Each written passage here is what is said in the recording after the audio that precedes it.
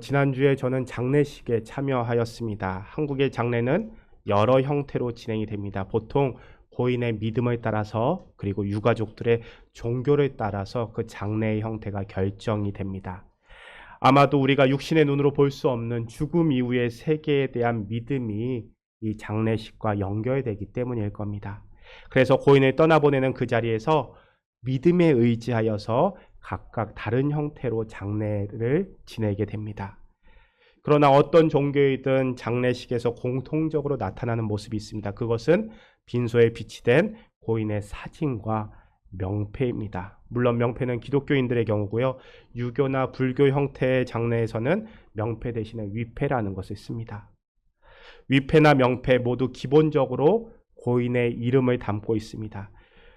고인의 생전의 모습을 담은 사진, 그리고 이름을 담고 있는 명패, 이 위패를 통해서 고인이 살아온 삶을 엿볼 수 있습니다. 그 의미가 무엇이겠습니까? 고인이 남긴 모습, 그리고 이름이 곧 그 사람의 인생이다 라는 겁니다. 우리가 이 세상에서 긴 삶을 마치고 무엇을 남기겠습니까? 많은 재산이요? 사회적 지위요? 아닙니다. 우리가 장례식에 참여해 보면은 우리는 그저 사진에 잠긴 웃는 얼굴, 그리고 이름을 통해서 이 땅에 그려놓은 고인의 시간들을 세상에 남겨지는 모습들을 확인할 수 있습니다. 그리고 그 이름 앞에서 그 사람이 무엇을 중요하게 붙잡고 살아왔는지가 간단하게 덧붙게 됩니다. 우리 같은 경우에는요, 명패에 이름 세 글자 앞에 직분이 붙습니다. 성도 주용진, 권사 주용진. 이렇게 하나님의 일꾼이었다는 직분이 붙습니다. 하나님과의 관계죠.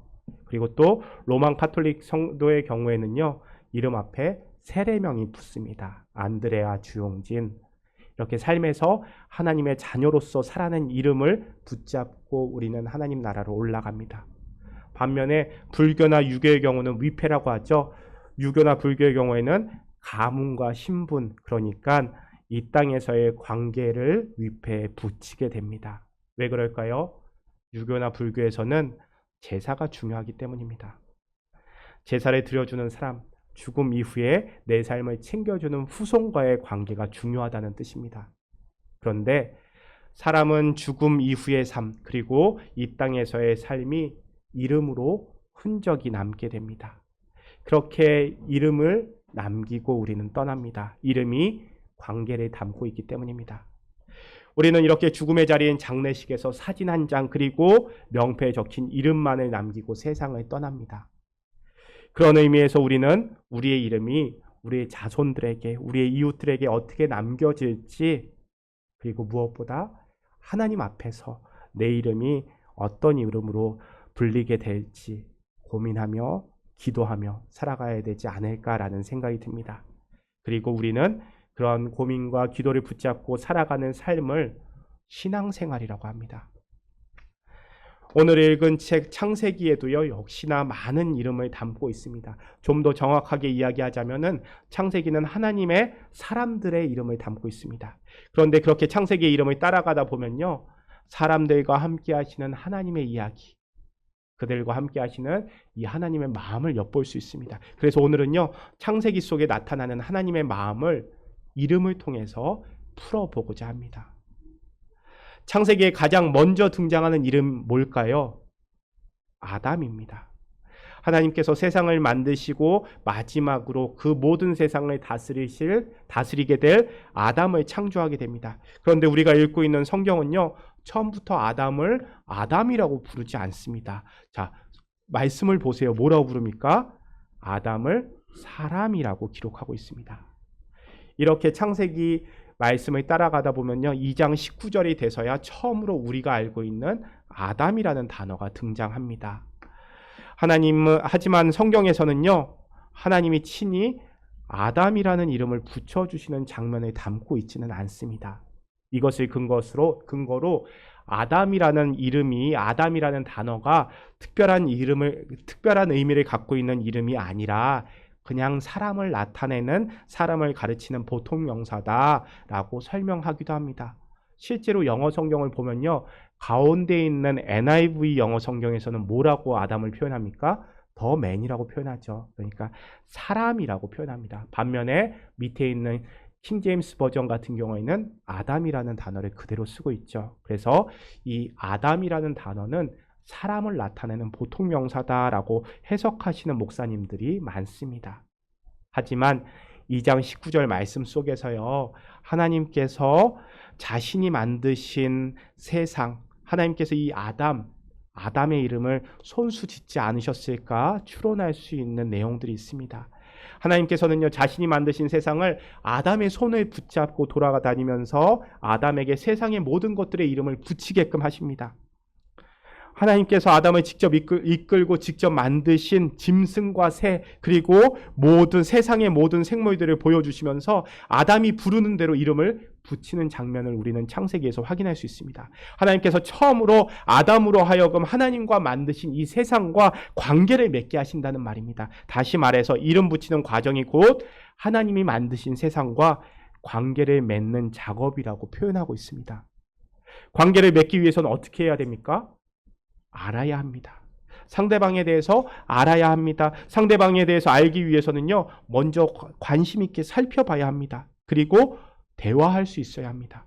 우리는 이러한 과정을 커뮤니케이션, 즉 소통이라고 합니다. 상대방을 충분히 바라보고 대화하는 것, 그것이 바로 이름이 갖고 있는 이름을 짓는 과정입니다. 이렇게 볼 때 아담의 이름도요, 하나님께서 지어주시지 않으셨을까 추론할 수 있습니다. 하나님께서는요, 아담을 창조하신 후에 그 아담을 보시고 심히 좋아하셨습니다. 하나님께서 아담과 대화하십니다. 에덴 동산을 지키라고 말씀도 하시고요, 반대로 선악을 알게 하는 저 나무 열매는 먹지 말라 경고도 하십니다. 그리고 아담이 무엇을 필요로 할까 고민하시고요, 짝도 지어주십니다. 이렇게 하나님은요, 아담을 충분히 바라보시고 아담과 대화하십니다. 이렇게 하나님은 아담에게 이름 짓는 작업을 하셨습니다. 아담이 세상의 모든 짐승과 생물을 바라보며 이름 짓기 위해서 관찰하고 고민했던 것처럼 아마도 하나님께서도 아담의 이름을 붙이기 위해서 많은 고민을 하셨을 겁니다. 저희 집에 둘째 아이가 태어났을 때 아이가 태어난다는 것 참 기쁨이고 축복이죠. 그래서 집안 가운데 기쁨이 넘쳐났습니다. 이렇게 기쁨이 넘쳐나서 다들 좋아하는데 고민하는 한 사람이 있었습니다. 누구였냐면요, 바로 아이의 이름을 지어주기로 약속한 아이의 할아버지였습니다.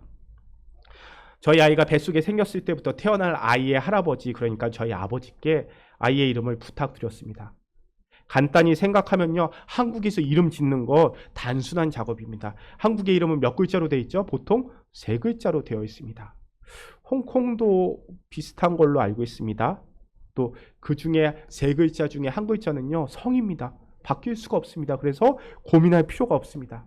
게다가 저희 집은요, 돌림자를 쓰기 때문에 2글자가 이미 정해져 있었습니다. 이제 한 글자만 고민하면 됩니다.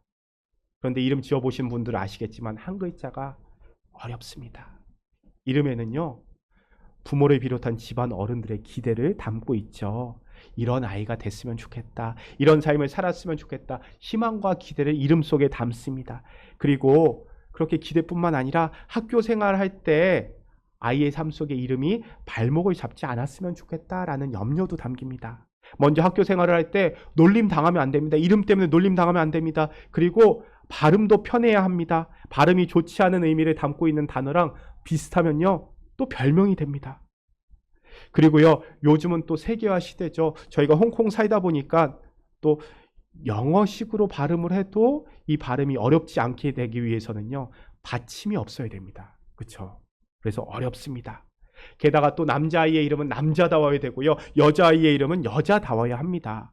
이 모든 것을 다 담아서 글자 몇 글자에 담습니까?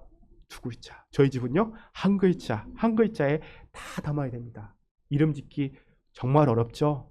여기 계신 장로님들, 또 집사님들 준비하셔야 됩니다. 자, 이렇게 아이가 태어난 날 저는 저희 아버지를 재촉했습니다. 아버지, 손주 태어났습니다. 이름 좀 지어주십시오. 그러자 저희 아버지도 그래도 아이 얼굴은 봐야지 이름이 나오지 않겠냐 라면서 인천에서 4시간 운전해서 지리산 자락으로 오신 후에 아이의 얼굴을 보고 나서야 이름 한 글자를 지을 수 있었습니다. 이렇게 아이의 이름을 정하면서 문득 하나님도 그러지 않으셨을까? 하는 생각이 들었습니다. 하나님이 아담의 이름을 지어주셨을 때 역시 많은 고민을 하셨을 것 같습니다.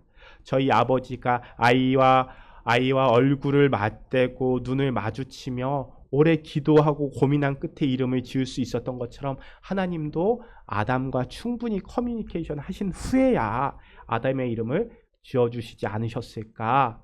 이렇게 이름을 짓는다는 것, 내가 충분히 그 사람과 그 사물과 관계 맺는 것을 의미합니다. 하나님께서 아담에게 세상의 이름을 지으라고 하신 것은 어쩌면 아담아, 이름 지어보니 내 마음 알겠지? 내가 이렇게 너를 사랑한다. 내가 너를 보기 원하고 내가 너와 이렇게 대화하기를 원한단다. 이 마음을 전달하고 싶으셨던 것일지도 모릅니다. 그런데요, 이런 이름의 개념이 바뀌기 시작합니다. 현대의 한 심리학자는요, 현대인이 이름을 짓는 과정에 특별히 숨은 심리가 있다고 설명합니다. 그것은요, 이름을 짓는 행위는 너는 나보다 아래에 있다, 너는 나보다 못한 존재다라는 우월 심리가 적용된다라고 설명합니다. 그 대표적인 예가 친구들끼리 별명 짓는 겁니다. 친구들끼리는 별명을 좀 함부로 짓죠. 학교에서 대부분 별명은요, 상대방을 존중하는 의미보다는 편하게 부를 수 있는 별명입니다.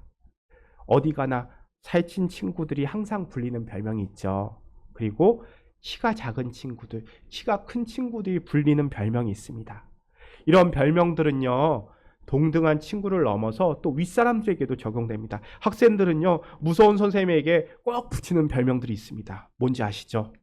예, 다들 경험도 있으시죠? 심리학자들은요, 이런 별명이 주는 친근함 속에서 너는 나한테 만만한 존재야, 네가 잘나봤자 내가 너보다 더 위에 있다라는 심리가 내재되어 있다라고 설명합니다. 이런 이름 짓기는요, 하나님께서 우리에게 보여주신 아담의 이름을 짓는 그 모습과는 구별됩니다. 하지만 창세기 안에서도 남들보다 우위에 서려는 이러한 이름 짓기의 모습이 나타납니다. 바로 아담이 하와의 이름을 짓는 장면입니다.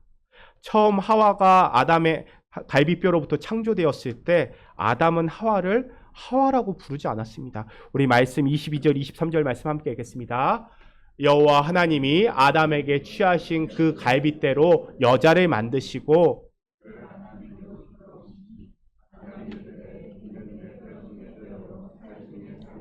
이것을 남자에게서 취하였은즉 여자라 부르리라 하니라. 자, 이렇게요, 처음 아담은 하와를 뭐라고 부릅니까? 하와를 여자라고 부릅니다. 그런데 여자를 하와라고 처음 이름 불린 때가 언제인지 기억하십니까? 바로 아담과 하와가 에덴 동산의 금지된 열매 선악과를 먹은 직후입니다. 말씀 3장을 보십시오. 아담과 하와는요, 선악과를 먹은 후에 눈이 밝아지게 됩니다. 눈이 밝아져서 자신의 벗은 몸을 가리고 하나님으로부터 두려움에 숨습니다. 하나님은 그런 아담과 하와를 찾으시고 선악과를 먹은 후에 감당하게 될 결과에 대해서 말씀하십니다. 그런 하나님의 말씀은요, 아담에게 두려움으로 다가옵니다. 하나님께서 남자는 땅의 저주를 받아 평생 수고해야 먹을 것을 먹을 수 있고 흙으로 다시 돌아가게 되는 죽음을 감당해야 된다라고 아담에게 들려주십니다. 이 말씀을 들은 아담의 마음은요, 앞으로의 삶에 대한 두려움으로 가득 찼을 겁니다. 그리고 겁이 났을 겁니다. 그리고 하와가 나한테 선악과를 주지 않았더라면 하는 여자에 대한 분노가 일어났을 겁니다. 하나님의 말씀이 끝난 후에 아담이 이 두려움과 분노 속에서 가장 먼저 한 일은요, 20절 말씀처럼 하와의 이름을 짓는 것입니다.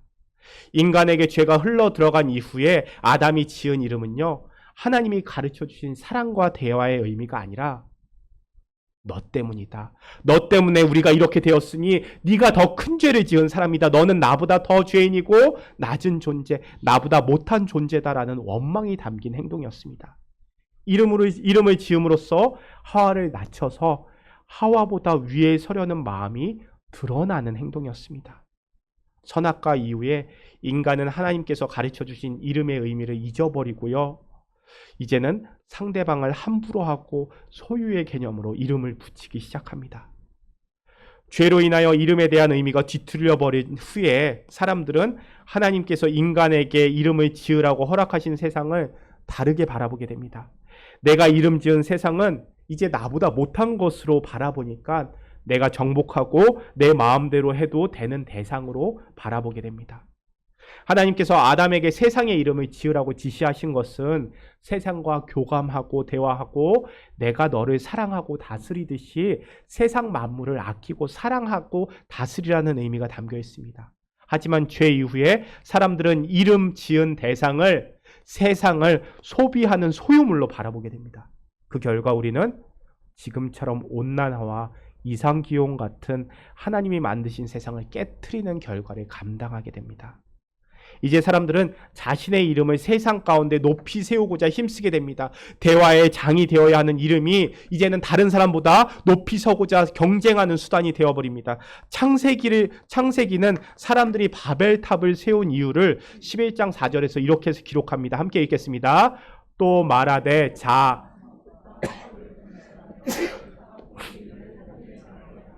우리의 이름을 내고 온 지면에 흩어짐을 면하자.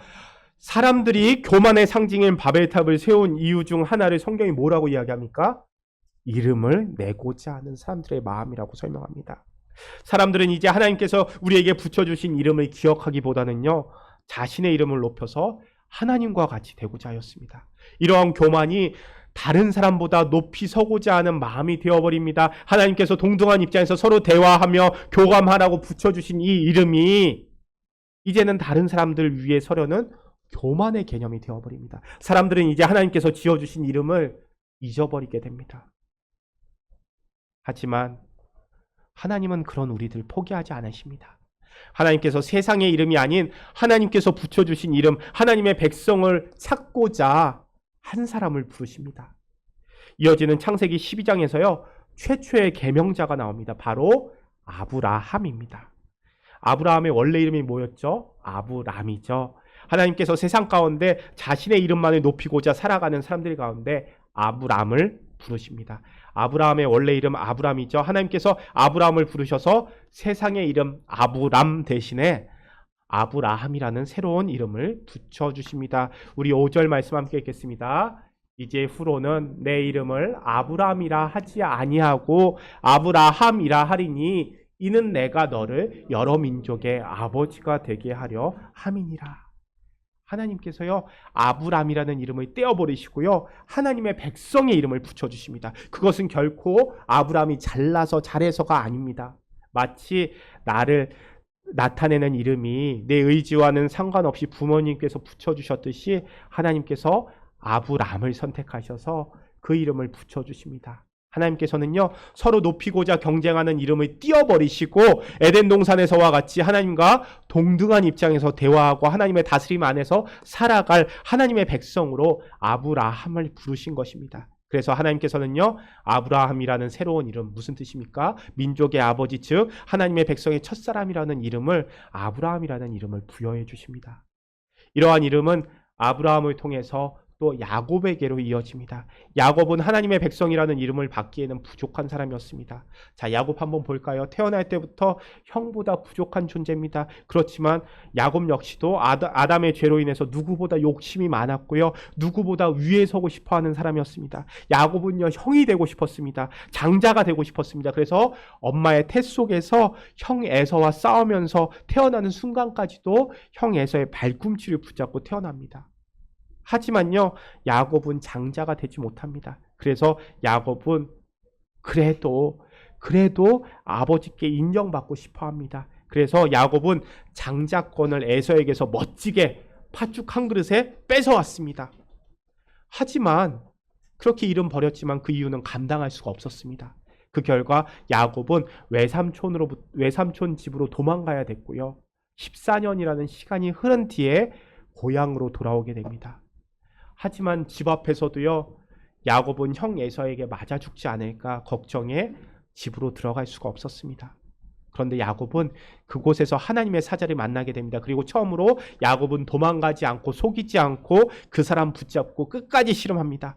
항상 자신의 이름을 잃을까 두려워 도망 다녔던 야곱이 이 악물고 잃을 것 두려워하지 않고 그 사자에게 자신을 축복해달라고 간청합니다. 밤이 새도록 씨름하는 가운데 하나님은 그 사자를 통해서 야곱을 축복하시고요. 야곱에게 새로운 이름을 주십니다. 자, 그 야곱의 새로운 이름이 뭡니까? 이스라엘이죠. 야곱이 하나님의 사자로부터 받은 새로운 이름이 바로 이스라엘입니다. 세상과 구별되는 하나님의 백성의 이름 이스라엘이 이 야곱으로부터 시작됩니다. 남들보다 위에 서려는 세상의 이름 하나님께서 떼어버리시고요. 하나님의 다스림을 받는 구별된 백성의 이름 이스라엘을 하나님께서 야곱에게 붙여주시는 겁니다. 우리는요 2026년 제일교회 기초를 다지면서 세례를 살펴보고 있습니다. 세례를 살펴보는데 목사님께서 왜 이름 이야기를 하시나라는 생각도 들 겁니다. 그런데요 우리가 교인이 되는 세례 역시도 하나님께서 이스라엘이라는 이름을 붙여주신 이 의미를 담고 있습니다. 세례의 자리에서 우리는 옛사람에 대해서 죽습니다. 물에 잠기는 순간 나의 옛사람 온전히 죽는 것을 의미합니다. 그리고 이는 세상의 이름을 버리는 것입니다. 그리고 다시금 물 밖으로 올라오는 순간 우리는 그리스도인으로서 하나님의 자녀로서 새로운 삶을 살아가게 됩니다. 그리스도인으로서 하나님의 자녀가 됩니다. 우리가 받은 세례, 특별히 세례 가운데 물이 이런 의미를 담고 있습니다. 옛사람은 죽고 하나님의 백성이라는 새로운 이름으로 살아가는 것, 그것이 바로 세례입니다. 그래서 로만 카톨릭 교회에서는요 세례 이후에는 세례명을 붙여줍니다. 서로가 서로보다 높아지려고 애쓰는 세상의 이름 버리고 하나님의 자녀로서 하나님과 충분히 교제하고 대화함으로써 하나님의 다스림을 받는 하나님의 백성이라는 새로운 이름을 붙여줍니다. 이런 의미에서요 세례명은요 참 의미 있는 이름입니다. 하지만 우리는요 우리 교회에서는 세례명을 받지 않습니다.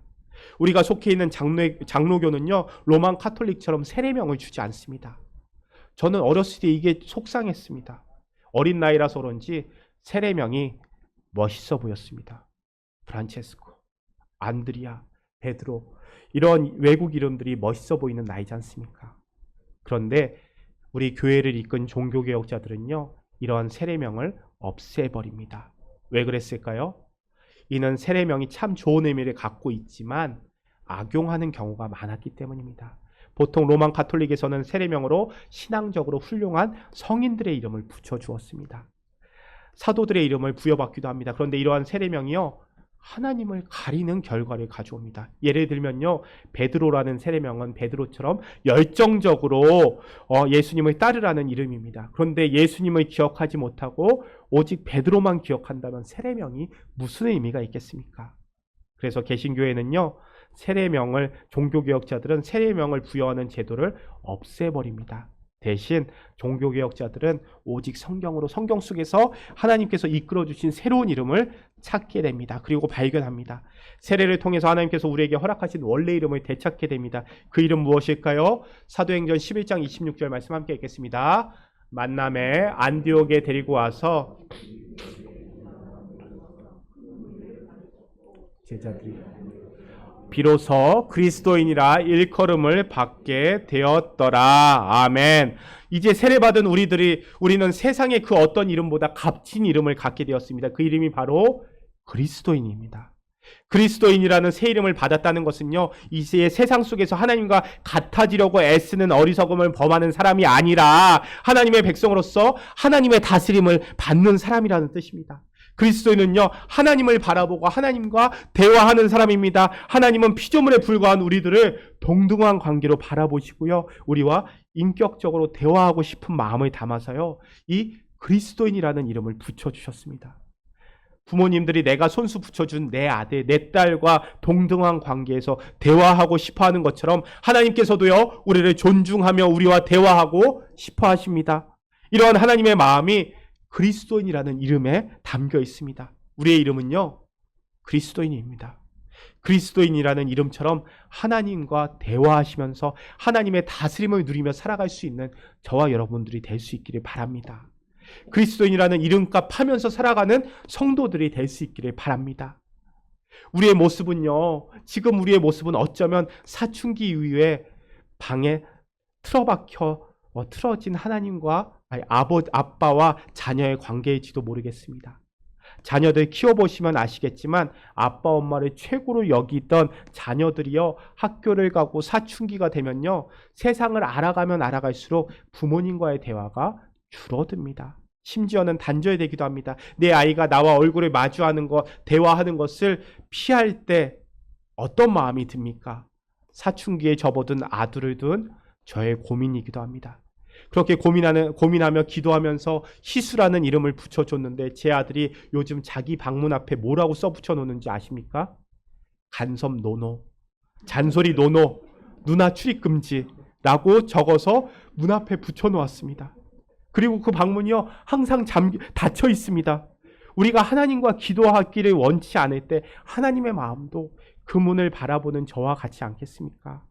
생각해보면요, 하나님과 대화하는 것 참으로 대단한 권리입니다. 대화라는 것은요, 동등한 입장에서 하는 겁니다. 사람이 짐승과 대화하지 않습니다. 옛사람들은요, 노예와도 대화하지 않았습니다. 대화는요, 대등한 존재끼리 나누는 것이기 때문입니다. 하나님께서 우리에게 이름을 부여하시고 우리와 대화하기를 원하신다는 것은요, 참으로 큰 축복입니다. 피조물이 어떻게 하나님과 동등한 관계로 대화할 수 있겠습니까? 하나님께서 우리와 대화하기 위해서는 하나뿐인 아들을 십자가에 못 박으셔야 했습니다. 하나님과 대화할 수 있는 권리는요, 하나님께서 십자가를 통해서 지불한 보혈의 값입니다. 그리스도인이라는 이름은요, 십자가를 통해서 얻은 하나님의 선물입니다. 하나님께서 비싸게 지불하시고 산 그 이름을 헛되이 버리시지 않는 여러분들이 되실 수 있으셨으면 좋겠습니다. 그리스도인이라는 이름의 가치를 기억하고요, 하나님의 백성으로서 살아가시는 저와 여러분들이 될 수 있기를 바랍니다. 하나님께서는요, 여러분들과 대화하기를 원하십니다. 그리스도인이라는 우리의 이름 절대 잊지 않기를 바라십니다. 하나님과 얼굴을 맞대고 하나님과 대화하실 수 있기를 바랍니다. 하나님께 마음을 고백하고 하나님의 말씀을 들으시며 그 말씀을 붙잡고 한 주를 살아갈 수 있는 저와 여러분들, 제일교회가 될 수 있기를 바랍니다. 하나님께서요, 여기 계신 한 사람 한 사람과 대화하고 싶으셔서 그리스도인이라는 이름을 붙여주셨습니다. 하나님께서 우리에게 붙여주신 이름이 그리스도인입니다. 제가 지난주에 참석한 장례에는요, 고인의 명패에 이름 석자가 남겨져 있었습니다. 그런데 고인의 명패에는 이름뿐만 아니라 앞에 권사라는 직분도 함께 기록되어 있었습니다. 그러니까 고인께서 남기신 이름, 그리고 그 삶을 요약하는 또 다른 이름은요, 권사였습니다.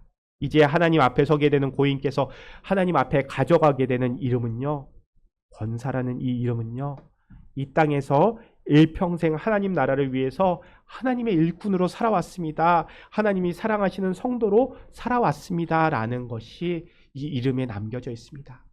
마찬가지입니다. 오늘은 우리 남성교회 헌신 예배로 드리고 있죠. 제일교회 남성교회들이요, 남성교회라는, 남성분들이 남성교회라는 이름으로 모였고요, 일합니다. 섬깁니다. 그런데 우리 남성교회 어떤 모임일까요? 이름대로입니다. 남성들이 모인 선교회입니다.